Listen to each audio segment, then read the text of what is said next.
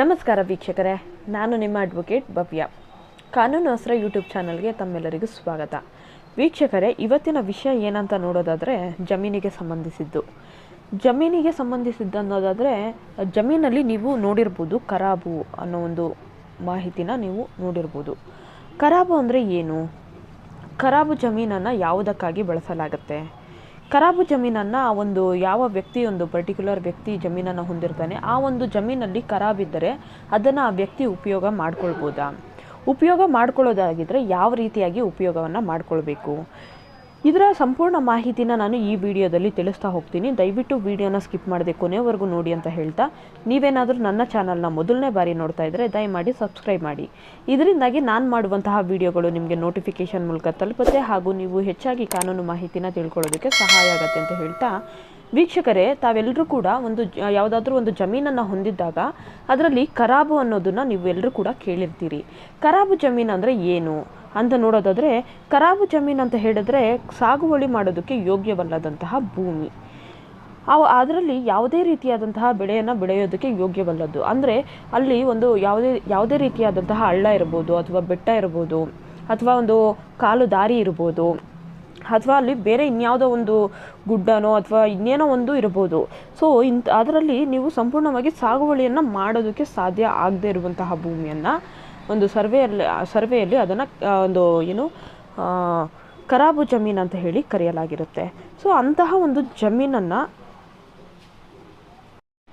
ಖರಾಬು ಎಂದು ಕರೆಯಲಾಗುತ್ತೆ. ಅದರ ಜೊತೆಗೆ ಒಂದೊಮ್ಮೆ ಸಾಗುವಳಿಯನ್ನು ಮಾಡೋದಕ್ಕೆ ಯೋಗ್ಯವಿದೆ ಅನ್ನುವಂತಹ ಜಾಗವನ್ನು ಕೂಡ ಖರಾಬು ಅಂತ ಹೇಳಿ ಕರೆಯಲಾಗುತ್ತೆ. ಒಂದೊಮ್ಮೆ ಅದು ಗೋಮಾಳಕ್ಕೆ ಅಂದರೆ ಸರ್ಕಾರಕ್ಕೆ ಸಂಬಂಧಿಸಿರುವಂತಹ ಜಾಗ ಆಗಿರ್ಬೋದು, ಅಥವಾ ಸಾರ್ವಜನಿಕರ ಒಂದು ಕಾಲುದಾರಿಗೆ ಅಥವಾ ಓಡಾಡೋದಕ್ಕೆ ಅಥವಾ ರಸ್ತೆಯನ್ನು ಮಾಡೋದಕ್ಕೆ ಉಪಯೋಗಕ್ಕೆ ಇರುವಂತಹ ಒಂದು ಜಾಗ ಆಗಿರ್ಬೋದು, ಬಂಡಿದಾರಿ ಆಗಿರ್ಬೋದು, ಅಥವಾ ಒಂದು ಕಾಲುದಾರಿಯನ್ನು ಮಾಡೋದಕ್ಕೆ ಇಟ್ಟಿರುವಂತಹ ಜಾಗವಾಗಿರ್ಬೋದು. ಒಂದೊಮ್ಮೆ ಅಲ್ಲಿ ಸಾಗುವಳಿಯನ್ನು ಮಾಡೋದಕ್ಕೆ ಸಾಧ್ಯ ಇದೆ ಅಂತ ಹೇಳಿದ್ರು ಕೂಡ ಕೆಲವೊಂದು ಬಾರಿ ಒಂದು ಖರಾಬ್ ಅಂತ ಹೇಳಿ ಹೇಳಲಾಗುತ್ತೆ. ಇದರ ಜೊತೆಗೆ ಒಬ್ಬ ಖಾಸಗಿ ವ್ಯಕ್ತಿ ಒಂದು ಜಮೀನು ಒಬ್ಬ ಖಾಸಗಿ ವ್ಯಕ್ತಿಗೆ ಸಂಬಂಧಿಸಿದೆ ಅಂತ ಹೇಳಿದ್ರೆ, ಅಲ್ಲಿ ಬೆಟ್ಟ ಗುಡ್ಡ ಅಥವಾ ಅಲ್ಲೊಂದು ಫಾರ್ಮ್ ಹೌಸ್ ಅಂತ ಹೇಳಿ, ಇಲ್ಲ ಒಂದು ಕಣಚದ ಜಾಗ ಅಂತ ಹೇಳಿ ಏನಾದರೂ ಮಾಡ್ಕೊಂಡಿದ್ರೆ ಅಂತಹ ಒಂದು ಜಾಗವನ್ನು ಖರಾಬು ಅಂತ ಹೇಳಿ ಪರಿಗಣನೆ ಮಾಡಲಾಗುತ್ತೆ. ಈ ಒಂದು ಖರಾಬು ಜಾಗ ಏನಿರುತ್ತೆ ಅಂದರೆ, ಒಂದು ಪರ್ಟಿಕ್ಯುಲರ್ ವ್ಯಕ್ತಿಗೆ ಒಂದು ಜಮೀನು ಸಂಬಂಧಿಸಿದೆ ಅಂತ ಹೇಳಿದ್ರೆ ಅದರ ಎಷ್ಟು ವಿಸ್ತೀರ್ಣದಲ್ಲಿ ಒಂದು ಖರಾಬು ಜಾಗ ಬರುತ್ತೆ, ಆ ಒಂದು ಖರಾಬು ಜಾಗಕ್ಕೆ ಕಂದಾಯ ಇಲಾಖೆಯಲ್ಲಿ ಕಂದಾಯವನ್ನು ಕಟ್ಟಿಸ್ಕೊಳ್ಳಲ್ಲ. ಆದರೆ ಸಂಪೂರ್ಣ ಒಂದು ಖರಾಬಿನ ಜಾಗವನ್ನು ಸೇರಿಸಿ ಕೂಡ ನಿಮ್ಮ ಪಹಣಿಯಲ್ಲಿ ಅದನ್ನು ವಿಸ್ತೀರ್ಣವನ್ನು ತೋರಿಸಲಾಗುತ್ತೆ. ಅದಕ್ಕೆ ಯಾವುದೇ ರೀತಿಯಾದಂತಹ ಟ್ಯಾಕ್ಸನ್ನು ಕಟ್ಟಿಸ್ಕೊಳ್ಳೋದಿಲ್ಲ. ಎರಡನೇದಾಗಿ ನೋಡೋದಾದರೆ, ಖರಾಬು ಆ ಒಂದು ಪರ್ಟಿಕ್ಯುಲರ್ ವ್ಯಕ್ತಿಗೆ ಯಾವ ವ್ಯಕ್ತಿ ಒಂದು ಜಮೀನನ್ನು ಪಡ್ಕೊಂಡಿರ್ತಾನೆ ಅದರಲ್ಲಿ ಎಷ್ಟು ವಿಸ್ತೀರ್ಣದ ಖರಾಬು ಹೊಂದಿರ್ತಾನೆ ಅವನು, ಅದರ ಒಂದು ಹಕ್ಕನ್ನು ಆ ಒಂದು ಪ್ರೈವೇಟ್ ವ್ಯಕ್ತಿ ಯಾರಿರ್ತಾನೆ ಖರೀದಿದಾರ ಅವನಿಗೆ ಇರುತ್ತೆ. ಇದಾದ ನಂತರದಲ್ಲಿ ಸರ್ಕಾರಕ್ಕೆ ಆ ಒಂದು ಹಕ್ಕಿರುತ್ತೆ, ಖರಾಬಿನ ಮೇಲೆ ಹಕ್ಕನ್ನೋದು ಇರುತ್ತೆ. ಒಂದೊಮ್ಮೆ ಆ ಒಂದು ಏನು ಖರಾಬು ಜಾಗ ಇದೆ ಅದನ್ನು ಸರ್ಕಾರ ಸಾರ್ವಜನಿಕರ ಹಿತಕ್ಕಾಗಿ, ಅಂದರೆ ಸಾರ್ವಜನಿಕರ ಉಪಯೋಗಕ್ಕಾಗಿ ಅದನ್ನು ಬಳಸ್ಕೊಳ್ಬೋದು, ಆ ಒಂದು ಜಮೀನನ್ನು, ಆ ಒಂದು ಖರಾಬಿನ ಜಾಗವನ್ನು. ಇಲ್ಲ ಅಂತ ಹೇಳಿದ್ರೆ ಆ ಒಂದು ಪರ್ಟಿಕ್ಯುಲರ್ ವ್ಯಕ್ತಿ ಯಾರಿರ್ತಾನೆ, ಆ ಒಂದು ಜಮೀನುದಾರ, ಆ ವ್ಯಕ್ತಿ ಆ ಒಂದು ಸರ್ಕಾರದ ಅನುಮೋದನೆಯನ್ನು ಪಡ್ಕೊಂಡು ಅದರಲ್ಲಿ ಸಾಗುವಳಿಯನ್ನು ಮಾಡ್ಬೋದು. ಆದರೆ ಈ ಒಂದು ಸಾಗುವಳಿಯನ್ನು ಮಾಡುವಂತಹ ವ್ಯಕ್ತಿ ಭೂ ಕಂದಾಯದ ನಿಯಮವನ್ನು ಯಾವುದೇ ರೀತಿಯಲ್ಲೂ ಕೂಡ ಮೀರುವಂತಿಲ್ಲ. ಓಕೆ, ಈಗ ಆ ಖರಾಬಿನ ಒಂದು ಮಾಹಿತಿಯಲ್ಲಿ ನಾವು ಇದಿಷ್ಟು ಕೂಡ ನೋಡಿದ್ವಿ. ಆದರೆ ಆ ಭೂಮಿಯನ್ನು ಸಾಗುವಳಿಯನ್ನು ಯಾವ ರೀತಿಯಾಗಿ ನಾವು ಮಾಡಬಹುದು? ಸಾಗುವಳಿ ಅಂದರೆ ಈಗ ಇಷ್ಟೊತ್ತವರೆಗೂ ಕೂಡ ನಾವು ಏನಂತ ಹೇಳಿದ್ವಿ ಅಂತಂದರೆ, ಒಂದು ಏನು ಖರಾಬಿನ ಜಾಗ ಬಂದು ಸಾಗುವಳಿಗೆ ಯೋಗ್ಯವಲ್ಲದಂತಹ ಭೂಮಿ. ಆದರೆ ಇಲ್ಲಿ ಸಾಗುವಳಿಯನ್ನು ಮಾಡೋದಕ್ಕೆ ಅನುಮೋದನೆಯನ್ನು ಪಡ್ಕೊಳ್ಬೋದು ಅಂತ ಕೂಡ ಹೇಳಿದ್ರೆ ಅದಕ್ಕೆ ಒಂದು ಸಂಪೂರ್ಣ ಒಂದು ವಿಧಾನ ಕೂಡ ಇರುತ್ತೆ.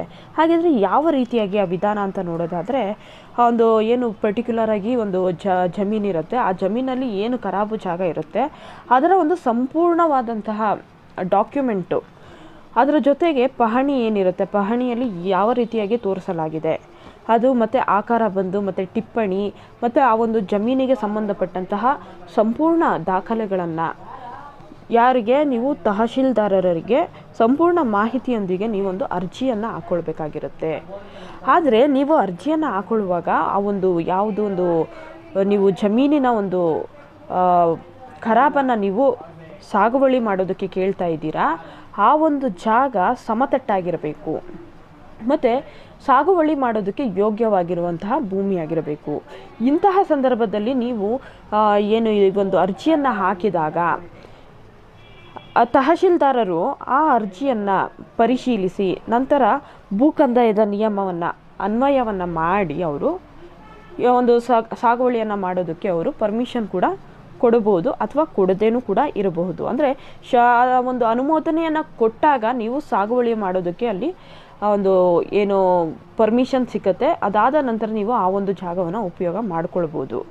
ಆದರೆ ಅನುಮೋದನೆಯನ್ನು ಕೊಡುವಾಗ ಕೆಲವಷ್ಟು ಷರತ್ತುಗಳಿರುತ್ತೆ, ಆ ಒಂದು ಷರತ್ತುಗಳ ಅನ್ವಯವಾಗಿ ನೀವು ಅದನ್ನು ನಡ್ಕೊಳ್ಬೇಕಾಗಿರುತ್ತೆ. ಹಾಗಿದ್ರೆ ಏನು ಆ ಷರತ್ತುಗಳು ಅಂತ ನೋಡೋದಾದರೆ, ಮೊದಲನೇದಾಗಿ ಆ ಒಂದು ಭೂಮಿ ನಾನು ಮೊದಲೇ ಹೇಳ್ದಾಗೆ ಸಮತಟ್ಟಾಗಿರಬೇಕು. ಇದಾದ ನಂತರದಲ್ಲಿ ಉಳುಮೆಗೆ ಯೋಗ್ಯವಾಗಿರಬೇಕು. ನೀವೇನು ಸಾಗುವಳಿಯನ್ನು ಮಾಡ್ತೀವಿ, ಅಗ್ರಿಕಲ್ಚರನ್ನು ಮಾಡ್ತೀವಿ ಅಲ್ಲಿ ಅಂತ ಹೇಳ್ತೀರಾ, ಅದಕ್ಕೆ ಅದು ಯೋಗ್ಯವಾಗಿರಬೇಕು. ಇದಾದ ನಂತರದಲ್ಲಿ ಅಕ್ಕಪಕ್ಕದವರ ಒಂದು ಏನು ತಂಟೆ ತಕರಾರು ಆ ಒಂದು ಜಾಗಕ್ಕೆ ಇರಬಾರ್ದು. ಅಂದರೆ ಇದೆಲ್ಲ ನಾನು ಕಾಮನಾಗಿ ನಿಮಗೆ ಹೇಳ್ತಾ ಹೋಗ್ತಾ ಇರೋದು. ಯಾವುದೇ ರೀತಿಯಾಗಿ ಸಾರ್ವಜನಿಕರಿಂದ ತಂಟೆ ತಕರಾರು ಇರಬಾರದು. ಇದಾದ ನಂತರದಲ್ಲಿ ಸರ್ಕಾರ ನಿಗದಿಪಡಿಸಿರುವಂತಹ ಒಂದು ಕಂದಾಯ ಏನಿರುತ್ತೆ, ಟ್ಯಾಕ್ಸ್ ಏನು ಒಂದು ನಿಗದಿಯನ್ನು ಮಾಡ್ತಾರೆ, ಆ ಒಂದು ಟ್ಯಾಕ್ಸನ್ನು ಪೇ ಮಾಡೋದಕ್ಕೆ ನೀವು ರೆಡಿಯಾಗಿರಬೇಕು. ಯಾವುದೊಂದು ಖರಾಬು ಜಾಗವನ್ನು ನೀವು ಉಪಯೋಗ ಮಾಡ್ಕೊಳ್ಳೋದಕ್ಕೆ ತೊಗೊಳ್ತಾ ಇದ್ದೀರಾ, ಆ ಒಂದು ಜಾಗಕ್ಕೆ ಸರ್ಕಾರ ಏನು ಒಂದು ಟ್ಯಾಕ್ಸನ್ನು ನಿಮಗೆ ಪೇ ಮಾಡೋದಕ್ಕೆ ಹೇಳುತ್ತೆ, ಆ ಒಂದು ಟ್ಯಾಕ್ಸನ್ನು ನೀವು ಪೇ ಮಾಡೋದಕ್ಕೆ ರೆಡಿ ಇರಬೇಕು.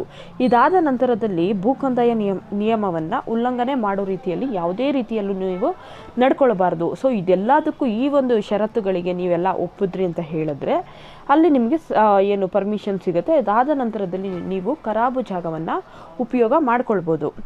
ಇದಿಷ್ಟು ಕೂಡ ಆ ಖರಾಬ್ನ ಮಾಹಿತಿಯಾಗಿದೆ.